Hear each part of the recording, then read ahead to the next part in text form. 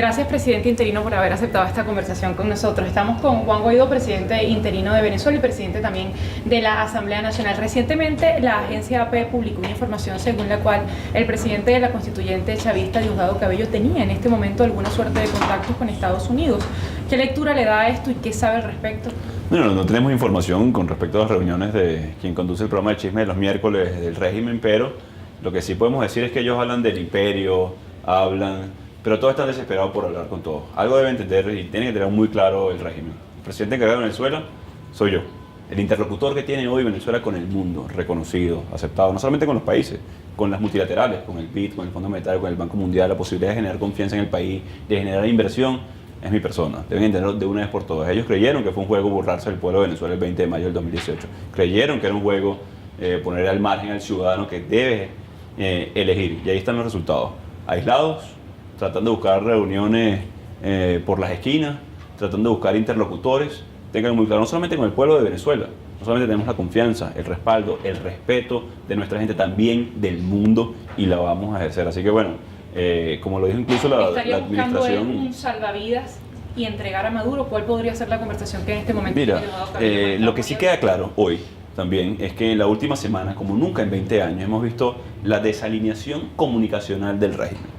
Veías a un Arreaza diciendo algo distinto a lo que decía Maduro una semana antes, distinto a lo que decía, por cierto, el conductor del programa de chisme de los miércoles, distinto a lo que decía el general Padrino López. 4 voceros con 4 mensajes distintos en menos de una semana. Lo que me queda claro es que no hay alineación hoy al interno del régimen de Nicolás Maduro Moro, y pareciera que están buscando es cada uno salvarse, cuando lo que queremos nosotros es salvar a toda Venezuela. O sea, hay una cúpula del régimen que quiere salvavidas para cada uno. Aquí lo que estamos hablando nosotros, y lo hablamos del 5 de enero, cuando hablamos de la ley de amnistía y garantía, era un elemento que genera garantías a todos los sectores del país para que cese la usurpación, gobierno de transición y elecciones libres. Sin embargo, esta usurpación de lo que usted habla no ha cesado a pesar de ya tener 7 meses como presidente interino. Recientemente también el Washington Post publicaba que Nicolás Maduro habría aceptado ir a elecciones en esas negociaciones que se dan con el aval del Reino de Noruega y que según Nicolás Maduro supuestamente están en pausa mientras consiguen un mecanismo idóneo. ¿Estaba eso sobre la mesa, que Maduro fuera a elecciones? ¿Las aceptó Nicolás Maduro? Lo que puedo decir en este momento de cara a aproximar una solución real es que lo hemos dicho y lo ratificamos. Nosotros vamos a ir a cualquier espacio de mediación, de interlocución, de facilitación, que es el caso del Grupo Internacional de Contacto, que aproxime los objetivos que nos hemos trazado desde el principio los venezolanos, que tienen que ver con el cese de la usurpación, gobierno de transición y elecciones libres. Nunca fue fácil enfrentar una dictadura, lo hemos visto como nunca este 2019, pero también como nunca hemos visto la movilización, el reconocimiento, la presión internacional y a un régimen sin respuesta, no solamente al ciudadano, es decir, gas doméstico en el Táchire y les dan gas lacrimógeno, le sacan los ojos a Rufo de manera sádica, debo decirlo de esa manera y sin contemplaciones. Pero no solamente en el caso de la política pública, hoy no tiene respuesta ni política. De nuevo, 4 vocerías distintas en menos de una semana, no tiene una respuesta política, simplemente están percibiendo de manera burda, en este caso, lo que puedo decir con respecto a la oportunidad que tenemos hoy. No a través del Reino de Noruega, no. Eso es uno de los elementos que he dicho tácticos para aproximar y presionar a una solución. Lo que sí puedo decir hoy es que tenemos la mayoría, y lo he dicho una y otra vez. Los que tienen contradicciones hoy, evidentemente, es el régimen. Se revelan algunos elementos de intentos de comunicación directo, a lo cual responde, por cierto, el gobierno americano, el colombiano, el brasilero, donde dice claramente, mira, pero es que hay un interlocutor legítimo, que es el presidente encargado y la administración de Juan Guaidó. Ahora bien, también se dice que los mediadores de su parte, los mediadores de la oposición o del gobierno interino, están en este momento en Estados Unidos. ¿Qué están haciendo en Estados Unidos los mediadores del proceso en Noruega en Estados Unidos, los mediadores por parte de la oposición? ¿Reciben línea de Estados Unidos? Mira, creo que si algo desespera en este momento al régimen de Maduro es nuestra autonomía, nuestra firmeza, nuestro acompañamiento de la gente, la alineación que tenemos a nivel internacional. No solamente lo hemos dicho, hemos unido a toda Venezuela. Hemos articulado, nos hemos unido en torno a una causa justa, hemos alineado al mundo. O sea, esta es una coalición de países más grande incluso que durante la Segunda Guerra Mundial.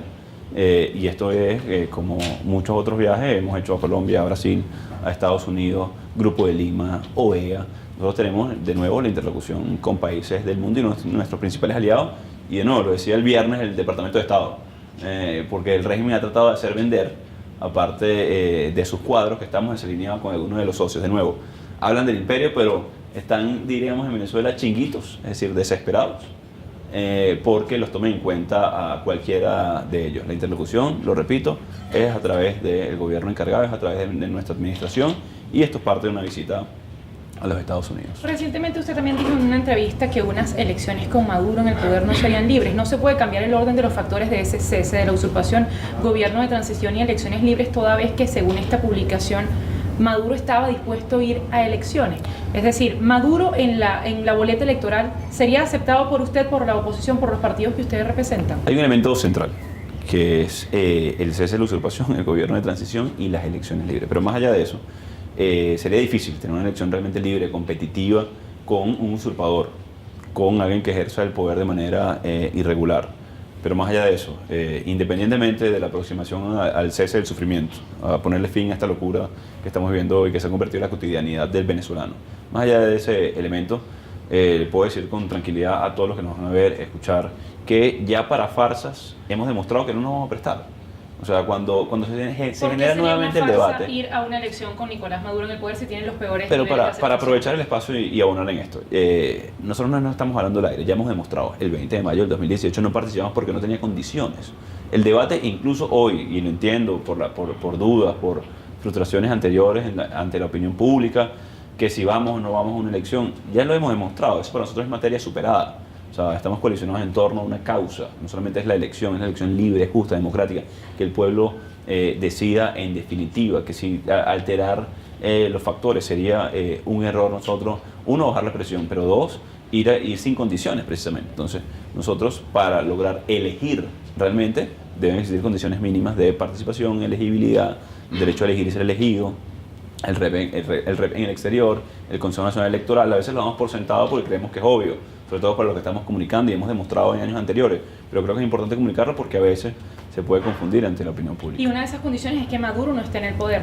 Mire, de nuevo, sería muy difícil ir a una elección realmente libre con alguien usurpando el poder, porque no solamente nos vamos a enfrentar a un dictador, nos enfrentaríamos a la tentación, de nuevo, de la dictadura, de querer utilizar los recursos del Estado, de querer utilizar las Fuerzas Armadas, de querer generar presión social, control social, así que tenemos que prevenir lo más posible.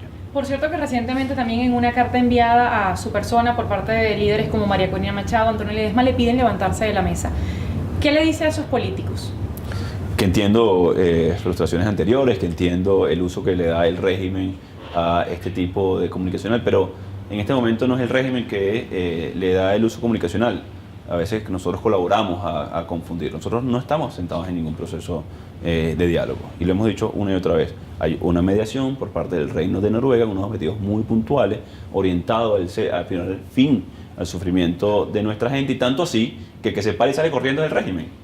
Tanto así que ya no le sirve ni siquiera para generar división en la opinión pública, que no le sirve ni siquiera para confundir a nivel internacional, que se paran y salen corriendo. Nosotros por nuestro lado, y ver de nuevo algo y hacer de eso un elemento de división sería un error no para el régimen, sino para nosotros que tenemos la mayoría del pueblo de Venezuela. La mediación del Reino de Noruega, el Grupo Internacional de Contacto, la OEA, y lo repito muchas veces, porque a veces es difícil comunicar efectivamente cuando hay tanta censura en Venezuela, cuando hay tanto ruido, incluso a través de lo que llaman ahora los bots en las redes sociales, pero les pido que nos van a ver, que nos ayuden a comunicar esto. Miren, aquí hay una gran estrategia que tiene que ver con calle, con presión diplomática, con protección de los activos, con sanciones a violadores de derechos humanos, con mediación, con facilitación a través de por ejemplo, en este caso, la Unión Europea, que también ha hecho una gran presión, que asomó sanciones también si el régimen trata de volver a burlarse de nosotros. Entonces, en definitiva, aquí hay una estrategia bien coordinada y bien ejecutada, que sí, que duele porque no hemos tardado más de lo que todos queremos, eso es evidente. O sea, yo nunca quise llegar a un 2019 en dictadura en mi país, haber heredado una situación como esta luego de años de lucha, pero por el contrario, a pesar de eso, nos levantamos y seguimos con mucha fuerza. Decía llegar a 2019, pero ya prácticamente vamos a llegar a 2020. ¿Cree usted que la comunidad internacional que hoy lo reconoce lo va a seguir acompañando si usted sigue como presidente interino y no de la transición en 2020? Quiero decir, si Nicolás Maduro sigue ejerciendo el control territorial, llegamos al 5 de enero para la audiencia internacional, es el día cuando la Asamblea Nacional, legítima en Venezuela y reconocida por países, debe cambiar sus autoridades o al menos reconocer una nueva junta directiva. Si usted en el año 2020 sigue siendo presidente interino, ¿cómo lo va a ver la comunidad internacional? ¿Cree que No tengo seguir? dudas, porque el compromiso de la comunidad internacional es con una causa, con la democracia, con la libertad, es decir, pase lo que pase. Para nosotros, por cierto, la comunidad internacional, para nosotros el 2020 es el larguísimo plazo. Hoy están muriendo personas de hambre, hoy no hace falta insulina, hoy hace falta tratamientos para cáncer, hoy están migrando miles de venezolanos por la frontera producto de la falta de oportunidades. Pero si eso llega a pasar, las causas justas no tienen temporalidad. La democracia, la necesidad de libertad, la atención a la emergencia humanitaria, a la crisis, a detener la potencial catástrofe en Venezuela, va a seguir siendo justa y cada vez más urgente en ese caso. No tenemos duda, además, nuestros aliados están muy sólidos, muy claros en lo que está pasando en Venezuela. También no solamente nuestros aliados, sino la ONU lo dijo claramente con respecto a tortura, violación de derechos humanos, lo que fue el informe del Consejo de Derechos Humanos a nivel internacional. Nos queda poquísimo tiempo, pero no quisiera despedir sin preguntarle. Recientemente John Bolton decía en una entrevista a La Voz de América que hay al menos, citando a gente de su gobierno o de su representación, 25.000 cubanos en Venezuela en todas las áreas y que Nicolás Maduro se sostenía de esos cubanos.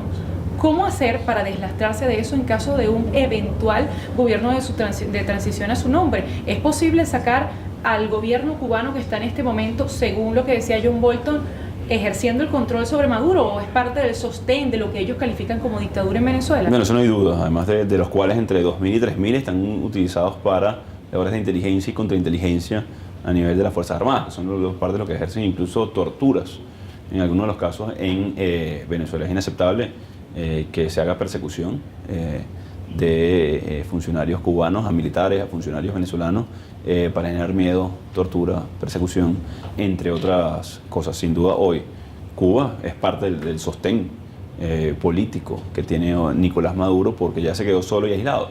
Veamos incluso la reacción de Turquía, la reacción de la petrolera de China con respecto a las sanciones por violación de derechos humanos y corrupción en Venezuela impuestas por Estados Unidos. Así que está solo, está aislado, solamente le queda a Cuba políticamente porque no es un apoyo económico. Y si alguien sabe, además hoy, de la crisis económica en Venezuela, son los otros aliados de Maduro, que son China, Rusia, en este caso. ¿Y a usted no lo han llamado los cubanos? ¿No ha tenido ningún acceso con algún miembro del gobierno cubano para poder hacer una negociación, meterlos en la mesa? No hemos tenido en este momento directa relación. Por supuesto que se han enviado mensajes a través de países que se han prestado de manera noble, digamos, para entendiendo la penetración que tienen en el régimen de Maduro, entendiendo la ascendencia que tienen sobre Maduro, tratar de ponerlos en una situación de que decidan si van a seguir hundiéndose con un dictador que ya tiene el pueblo en contra, que no tiene ningún tipo, que nadie se quiere sacar la foto con él,